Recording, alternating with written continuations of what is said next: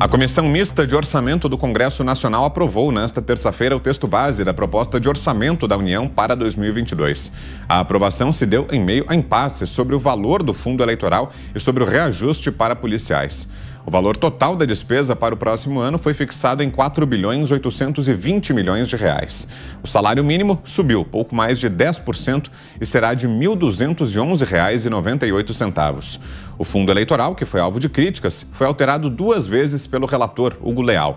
Ele havia proposto 4.7 bilhões, mas após negociação com os partidos, elevou o valor para 4.9 bilhões de reais. Para reajuste dos policiais federais, os deputados aprovaram apenas 1.7 bilhões de reais, valor abaixo do proposto pelo Ministério da Economia. O texto está sendo debatido pelo plenário da Câmara nesse momento e seguirá para a votação. Por isso a gente vai então a Brasília para a análise de José Maria Trindade, momento aguardado do ano aí no Senado, no Congresso, né, Zé? Essa definição do orçamento. Uma boa noite, seja bem-vindo aí de volta a Brasília, bom vê-lo aqui tomando conta aí do nosso estúdio na capital.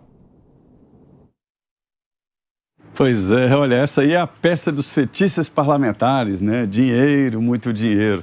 Muito boa noite, meu caro Vitor. Boa noite, compadre Augusto. Já estou com saudade de vocês aí, desses estúdios, mas tem que trazer aqui o que acontece na capital federal, no Planalto Central do país. Muito boa noite, meu caro Fiuza. Muito boa noite, Ana. Boa noite a todos. Olha, Vitor, o orçamento da União é uma peça importantíssima para a sociedade. É uma espécie de mapa de onde será investido o dinheiro público arrecadado. O Congresso Nacional tem um papel importantíssimo, né? Eu costumo dizer que se o Congresso existisse por uma só razão, seria para votar e fiscalizar o Orçamento Geral da União. Esse é o principal papel do parlamentar. Acontece que nos últimos anos, o Congresso Nacional vem se agigantando e sequestrando esse orçamento. E faz, inclusive, execução, que é um papel do Executivo.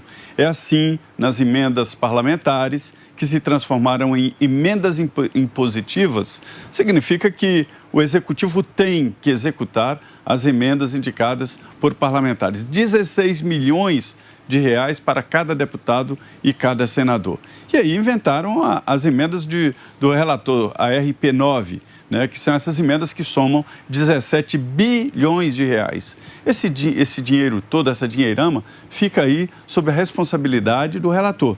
Mas, na verdade, controle remoto dele está nas mãos dos presidentes da Câmara e do Senado Federal, ou seja, um poder político muito grande no orçamento. A ponto, eu ouvi aqui deputados dizerem que já foram em ministérios pedir recursos e os ministros dizem, olha, você tem que ir lá no Congresso e pedir para os seus colegas. Eles é que têm que mandar emenda, que têm que mandar dinheiro para cá. Quer dizer, houve uma inversão. Esse orçamento aprovado por unanimidade na Comissão Mista de Orçamento é o que vale. Agora, detalhes ali sobre emendas e tal, mas é ele que vale. Não há como discutir e votar um orçamento no plenário do Congresso. Um partido político só pode inviabilizar a votação. Por isso é preciso o tal acordão entre partidos políticos. Esse dinheiro, por exemplo, para viabilizar o reajuste dos policiais, um reajuste merecido, sai da Receita Federal. E aí vai criar um problemão com os auditores fiscais. Eles dizem que haverá paralisação em setores, né? Me disseram aqui, representantes de sindicatos do setor, de que logo, logo vai começar a parar porque não tem condições de continuar. Veja bem, a Receita é o tal ovo de ouro, né, do governo. Sabe por quê? É a arrecadação. É por onde entra o recurso. Uma greve na Receita, uma paralisação da Receita é o fim do mundo para o governo, que é a interrupção exatamente do fluxo de caixa positivo, ou seja, a arrecadação.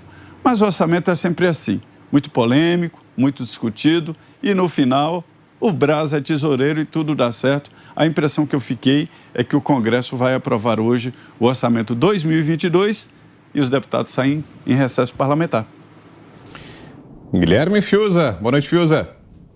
Boa noite, Vitor Brown, José Maria Trindade, Ana Paula Henkel, mestre Augusto Nunes, e boa noite a você. Pois é, o orçamento é bom que ele esteja aí já em vias de aprovação. Já aconteceu muito no Brasil de entrar o ano seguinte com a aprovação do orçamento pendurada. né, dentre as várias gambiarras, né, que já se fez no Brasil em torno de orçamento. E eu acho que hoje, como tudo no Brasil, o orçamento virou um objeto de politização vil, né? Essa história de orçamento secreto, que é mentira, né? Mais uma das mentiras do consórcio, né? De mentira em mentiras, vão dizer, não, tem um orçamento secreto.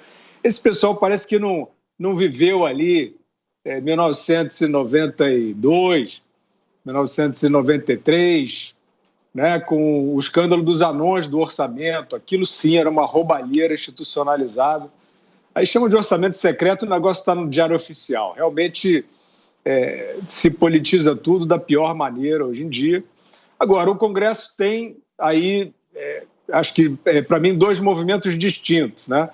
Um movimento de responsabilidade, que foi atuar junto ao Ministério da Economia para desfazer a bomba fiscal colocada pelo Supremo Tribunal Federal, com aquele ajuntamento de precatórios que chegava a quase 100 bilhões para pagar.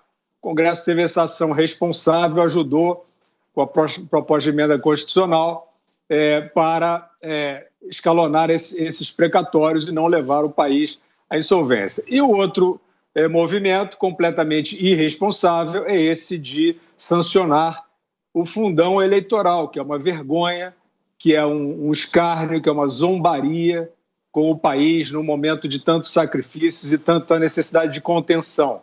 Eu volto a dizer aqui que está, quer dizer, para mim como observador, é quase que escandaloso que não haja ninguém gritando contra isso, porque nós não somos uma corregedoria aqui, né? Então, nós estamos falando, mas existem instituições para salvaguardar o equilíbrio das contas, como o Tribunal de Contas da União. E o TCU, cada vez mais, é um órgão desse tipo, que faz política, né, que inventa história para dizer que é contra o terraplanismo, não sei o que lá, chama o ministro da Economia para explicar câmbio, e não se ouve um pio, né, sobre esse roubo. Isso aí é um assalto, senhoras e senhores, né? Esse fundão eleitoral não está legal, a gente nunca vai tolerar, só que a gente não é a corregedoria. Então a gente espera, a gente está aí procurando, né, avidamente aqueles que vão contrastar isso dentro do Congresso, que é menos provável, que nessa hora, aqueles que são os fiscalistas, que são, né, os liberais que viraram liberaloides, né, que tomam conta aí dos excessos de gastos públicos, eles somem, né? Então, seria mesmo o Tribunal de Contas para fazer uma interrogação. Não fizeram ainda, mas ainda está em tempo. A eleição é no ano que vem, isso aí tem que ser questionado, porque, evidentemente, isso aí é uma bolsa malandragem para o político, né? Isso volto a dizer, isso aí é uma zombaria com a população num período de tanto sacrifício. Queremos ouvi-la também, Ana Paula Henkel. Boa tarde, Ana. Boa noite para vocês aí no Brasil, Vitor, Zé, de volta em Brasília, Fiuza, mestre Augusto Nunes, e boa noite à nossa audiência maravilhosa. Olha, Vitor, eu acho que o lado técnico aí já foi muito bem resumido pelo Zé e pelo Fiuza. O que ainda deixa todos nós aí de boca aberta nós, em 2021, depois de uma pandemia aí que devastou grandes economias, inclusive do mundo, né? A nossa, que não é uma grande economia, por incrível que pareça, sobreviveu aí da maneira que pôde a essa tempestade global, graças a uma pasta técnica do nosso ministro Paulo Guedes. Imagina se fosse outro, né? Mas ainda estamos falando do fundão, né, dessa máquina aí enorme. Nós temos uma máquina que não é enxuta, nós temos um elefante, né, o Estado como onipotente, onipresente, e isso precisa, mais uma vez, entrar na nossa pauta. São tantas pautas, né, para a gente tomar conta, para a gente entrar 2022 prestando muita atenção. E um dos nossos focos, que não vai acontecer em 2022, muito menos em uma eleição, em um ciclo presidencial apenas, mas precisa estar no nosso radar porque é um exercício diário, é a manutenção e aí o caminho da diminuição desse elefante branco, né, desse Estado enorme, e esse fundão é um absurdo, né, não tem como a gente sequer defender a possibilidade de ter dinheiro do contribuinte, do pagador de impostos, destinado a um fundo imoral, né, legal, mas absolutamente, absurdamente imoral, enquanto uma grande parte da população brasileira não tem sequer saneamento básico, Vitor. Então, é preciso voltarmos a falar da reforma política, né? A gente vem repetindo muito aqui o nosso caminho para 2022, de que é necessário, sim, discutirmos, obviamente, quem vai comandar o país, quem vai estar aí no executivo como presidente do Brasil, mas não adianta a gente escolher um presidente que tente colocar aí no nosso radar reformas importantes, pautas liberais, se o nosso Congresso continua aí empacando e empatando muito do nosso progresso como nação.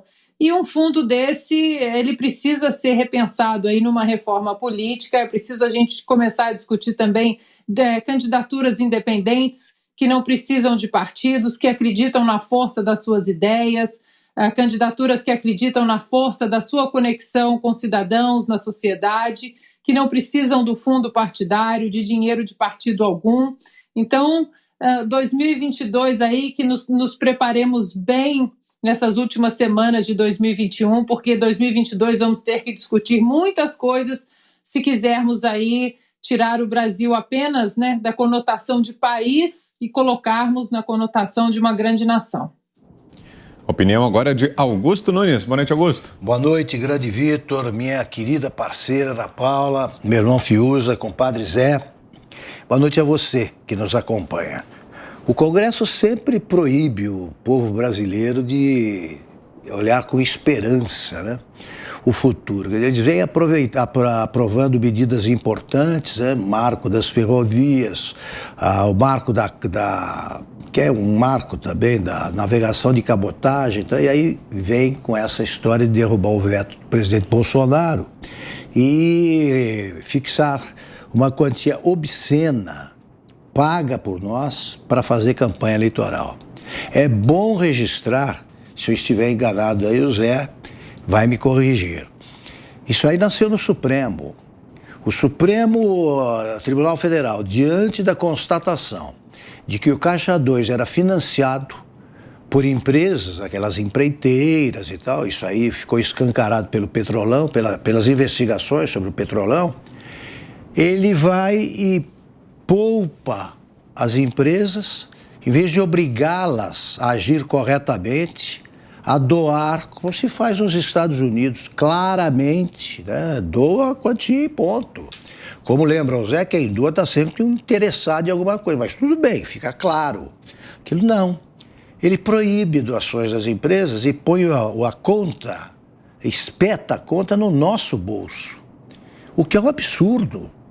O que é um absurdo são 5 bilhões, e tanto mais que isso, quase 6, para fazer campanha. Nós estamos financiando a campanha de pessoas que a gente gostaria de ver candidato à ala da cadeia, chefia da ala da cadeia, candidato a um cárcere, né, candidato a uma tremenda temporada, né, na gaiola. Não, nós estamos financiando as campanhas de todos os partidos.